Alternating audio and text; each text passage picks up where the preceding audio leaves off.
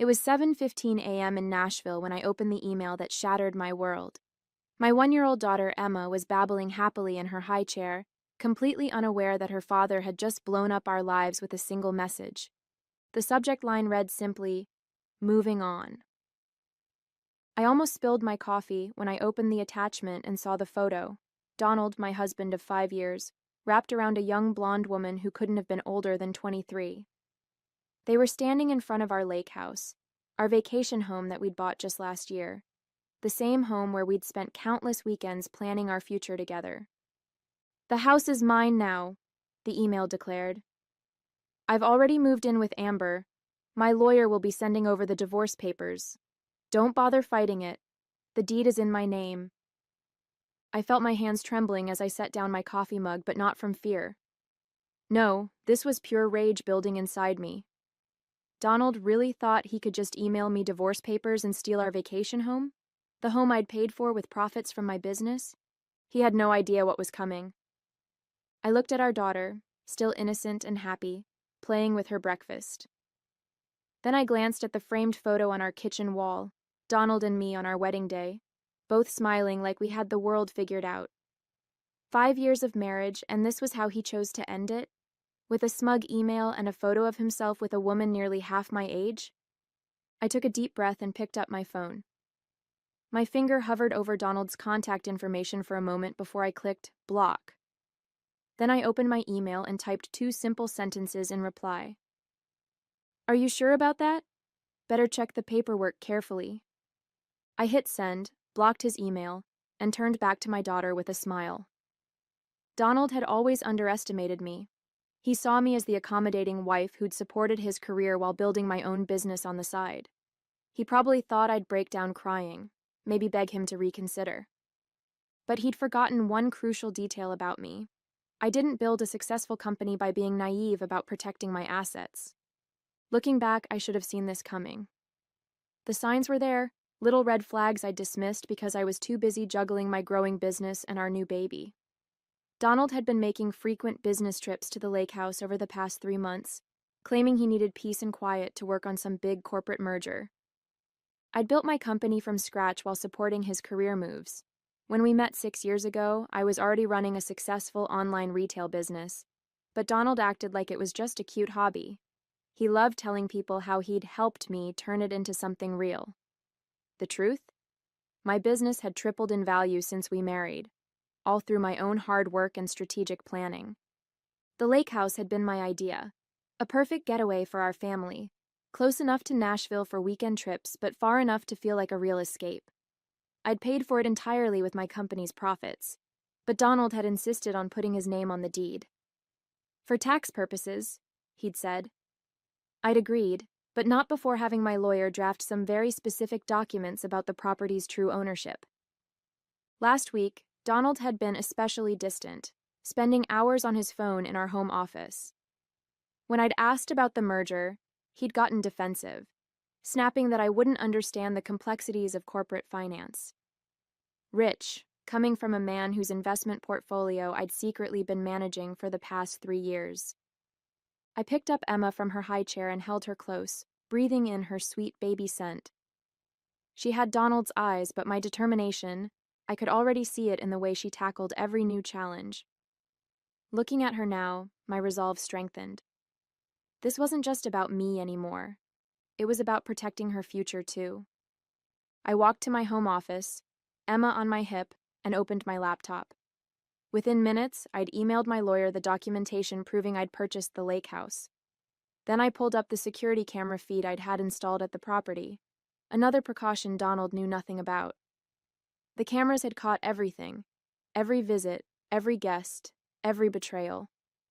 Amber might have been basking in her victory at the lake house, but she had no idea she was starring in a video that would feature prominently in my divorce proceedings. My phone buzzed, a text from Rachel, my assistant. "Julia, you need to see this." Attached was a link to Amber's Instagram profile. There, going back months, were dozens of photos of her with Donald. Some were even taken in our bedroom at the lake house, with her wearing my clothes, using my things. The latest post showed her flashing a massive diamond ring, my grandmother's ring, the one Donald had promised we'd give to Emma on her 18th birthday. I felt sick. This wasn't a recent affair. This had been going on since before Emma's birth. In one photo from 8 months ago, Amber was proudly holding up a key to the lake house, caption reading, "Home sweet home with my love heart eyes, new chapter moving in together." While I was up all night with our newborn, Donald had been playing house with a woman barely out of college. The dates on the photos matched perfectly with his business trips. Every time he'd said he was working late, every weekend he'd claimed he needed to check on the lake house. It had all been lies. My hands shaking, I opened my banking app. That's when the second blow hit. The joint account where I deposited money for Emma's college fund was empty. Every penny, nearly $100,000, gone. Transferred out yesterday to an account I didn't recognize. The rage I'd felt earlier transformed into something cold and calculating. I called my bank immediately, then my lawyer. Within an hour, I had confirmation. Donald had been systematically moving money around for months, preparing for this moment. He'd even tried to access my business accounts but failed. Those, at least, were protected by ironclad contracts and separate banking arrangements. Rachel called while I was on the phone with the lawyers. "Julia, there's more." She sent me a series of screenshots from Amber's private Facebook page. The girl had been bragging to her friends about landing a rich older man, and how they'd planned to take his boring wife for everything she was worth. There were even messages joking about how oblivious I was, too busy with my little online shop to notice what was happening. Little did they know, that little online shop had made me a millionaire 3 times over. I'd kept that information private, letting Donald believe my business was merely successful, not wildly profitable. His ego had never allowed him to really look at my company's books, to understand exactly what I'd built. I looked at Emma, now napping peacefully in her playpen. "Don't worry, baby girl," I whispered. "Mommy's about to teach Daddy a lesson about underestimating women in business." I spent the next few hours in a flurry of activity. My lawyer, Sarah, arrived at my house just before noon. As we sat in my home office reviewing documents, Emma napped upstairs with Rachel keeping watch. I'd hired extra security for the house. Something told me Donald wouldn't take my email response well. "He's not as clever as he thinks," Sarah said, examining the lake house documentation. "The deed may be in his name, but we have ironclad proof that your business funds purchased the property. The transfer records, the contracts, even the emails where he admits it was your money. It's all here." I nodded, pulling up the security camera feeds on my laptop. "There's more. Look at this." The footage showed Donald and Amber entering the lake house at various times over the past months. But what really interested Sarah was the footage from 2 days ago. It showed Donald carrying box after box of items from the house, including several pieces of art I'd purchased with my company profits. "That's attempted theft of business assets," Sarah said, making notes. "The art collection was purchased through your company for tax purposes. We have the documentation."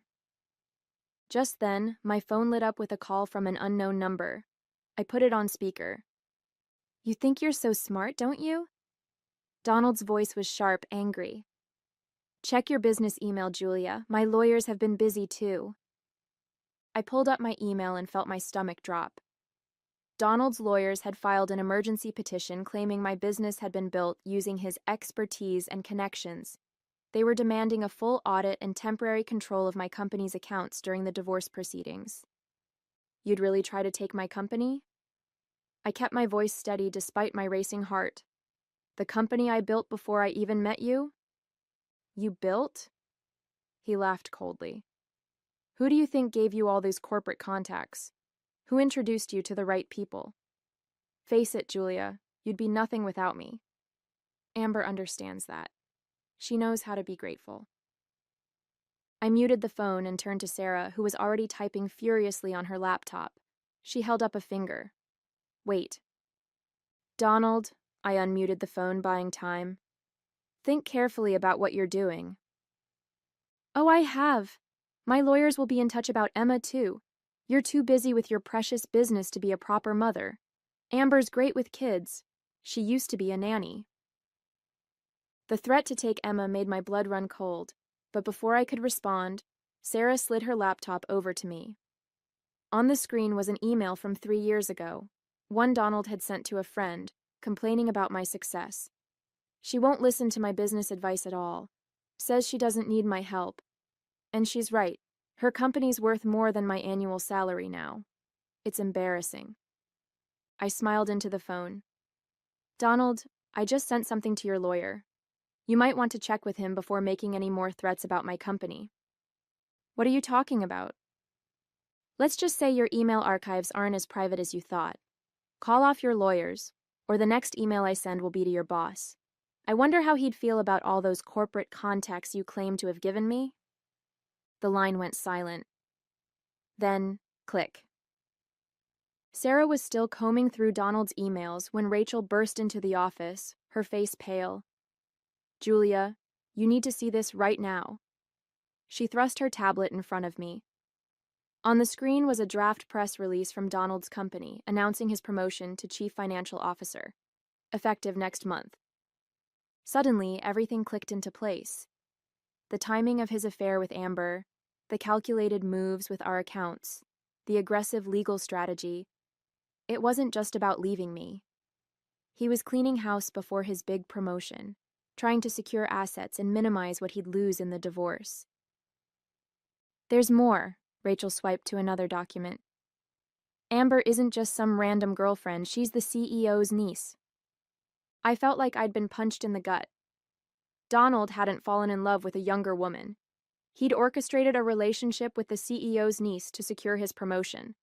The lake house, the stolen money, even the threats about Emma. It was all part of his plan to start his new life as CFO with his perfect, well-connected young wife. Sarah looked up from her laptop. Julia, I found something else. The company merger Donald's been working on? It involves one of your biggest business competitors. If he becomes CFO, he'll have access to information that could seriously damage your company. My hands curled into fists. Donald wasn't just trying to hurt me personally. He was positioning himself to destroy everything I'd built. I thought about all those nights he'd spent in his home office, claiming to be working on merger documents. Had he been going through my business files instead? Check my home network activity, I told Rachel. Focus on any attempts to access my business servers. While Rachel worked, Sarah made another discovery. Look at these emails between Donald and Amber from 6 months ago. They were planning this before Emma was even walking. Amber wrote, "Once you're CFO, we can use the insider information to push Julia's company out of the market. Uncle Robert says he'll help." I felt sick thinking about how they'd plotted against me while I was caring for our newborn daughter. But their arrogance had made them sloppy. They'd left a trail of evidence that could sink not just Donald's promotion, but the CEO's reputation as well. Rachel's voice cut through my thoughts. Found it. Multiple attempts to access your business servers from Donald's laptop. He didn't get through your security, but he tried. That's corporate espionage. I stood up and walked to the window, watching Emma playing in her playpen with her favorite stuffed elephant. Donald thought he was so clever, using his relationship with Amber to secure his future. But he'd forgotten the most important lesson in business: never underestimate your opponent. Sarah, I turned back to my lawyer. Draft an email to the company's board of directors. Include evidence of Donald's attempted corporate espionage and the CEO's involvement in using insider information to target a competitor. Add the security footage of Donald stealing company assets from the lake house. What about Amber? Rachel asked. I smiled grimly. Oh, I think the board will be very interested in how their CEO used a family member to help orchestrate corporate espionage. Don't you? Just as we were preparing to send the email to the board, my phone buzzed with an alert from the lake house security system. Donald was back, and he wasn't alone. Not only was Amber with him, but so was her Uncle Robert, the CEO. They were carrying boxes into the house, more of my belongings, no doubt. Wait, I told Sarah, watching the live feed. Let's see what they're doing first. Through the security cameras, we could see them in the living room. The audio was crystal clear, another feature Donald knew nothing about. They were celebrating, champagne glasses in hand. To the future CFO, Robert raised his glass to Donald, and to my beautiful niece who helped make it all happen. Julia has no idea what's coming, Donald laughed. Tomorrow morning, the board announces my promotion, and by afternoon, our legal team will have control of her company's accounts for audit purposes. Within a month, her business will be worthless. And the best part? Amber chimed in. She thinks the lake house is her biggest problem. Wait until she finds out about the offshore accounts. I froze. Rachel, what offshore accounts? Rachel's fingers flew across her keyboard. Within minutes, her face darkened. Found them. Donald's been funneling money from your joint accounts into offshore holdings for months. Not just Emma's college fund. He somehow managed to divert nearly $300,000. This was bigger than I'd thought. Donald hadn't just been planning to leave me. He'd been systematically stealing from our family for months. The lake house drama was just a distraction from his bigger scheme. But then Robert said something that made my blood run cold. Once Julia's company tanks, our merger goes through smoothly. Her market share will be split between our subsidiaries, and that troublesome ethical business model of hers will be nothing but a memory. My company wasn't just successful, it was disrupting their entire industry with our commitment to sustainable practices and fair labor. This wasn't just about Donald's promotion or his affair. They wanted to destroy everything I'd built because it threatened their way of doing business. Send the email, I told Sarah. But first, add one more thing. Access the backup server, password Emma's birthday, and attach the file marked Insurance. Sarah's eyes widened as she opened the file. It contained years of documentation about questionable practices at Donald's company, information I'd gathered while managing his investment portfolio. I'd kept it as insurance, never thinking I'd actually need it. Julia, Rachel interrupted, staring at her screen. Donald just tried to access our company servers again, from the lake house. He's getting desperate. I watched through the camera as Donald excused himself to the home office. My home office. He sat at my desk, probably trying to hack into my business accounts again. But this time, our IT team was ready. They'd created a false portal, making him think he was succeeding. Let him in, I told Rachel. Let him think he's won. Because in about 10 minutes, that board email goes out, and their whole house of cards comes crashing down. Sarah looked up from her laptop. Email's ready. Should I hit send? I took one last look at the security feed. Donald, Amber, and Robert were still celebrating their imaginary victory. Do it. The response was faster than I expected. Within minutes of Sarah sending the email, Robert's phone rang. Through the security feed, we watched his face turn ashen as he listened to what I assumed was the board's immediate reaction. What do you mean, emergency meeting? He shouted into the phone. Who sent what evidence? Donald grabbed his own phone, presumably checking his email. The color drained from his face. The servers. She knew. Julia knew I was trying to access them. It gets better, I whispered to Sarah as we watched the scene unfold. Wait for it. Right on cue, Amber's phone started blowing up with notifications. Someone had anonymously sent her private Facebook messages to every board member, the ones where she bragged about helping Donald steal corporate information. The security camera caught the exact moment their celebration turned to panic. Robert was screaming into his phone. Donald was frantically trying to close his laptop, and Amber was in tears, mascara running down her face. Then came the coup de grace. Police cars pulling up to the lake house, lights flashing. Turns out corporate espionage and financial fraud are serious crimes. Who knew? I picked up Emma and held her close as we watched through the cameras. See that, baby girl? That's what happens when people underestimate your mommy. The last thing I saw before the feed cut off was Donald being led out in handcuffs, still shouting about how the house was his. The fallout was spectacular. Within 24 hours, Donald and Robert were both fired. The board's investigation uncovered even more than I'd known about, not just the plot against my company, but years of fraudulent practices. Amber's involvement in corporate espionage destroyed her budding influencer career. Last I heard, she'd moved back in with her parents in Ohio. The offshore accounts were frozen and investigated. Every penny Donald had stolen was returned, with interest. The lake house? Turns out attempting to steal company assets is a great way to lose any claim to property. The deed was transferred to my name, where it should have been all along. Donald tried to apologize, sending lengthy emails about how he'd lost himself, how he'd been seduced by power and a younger woman. I never responded. The divorce papers were clear. He lost everything he'd tried to steal, and then some. The evidence of his corporate espionage meant he'd never work in finance again.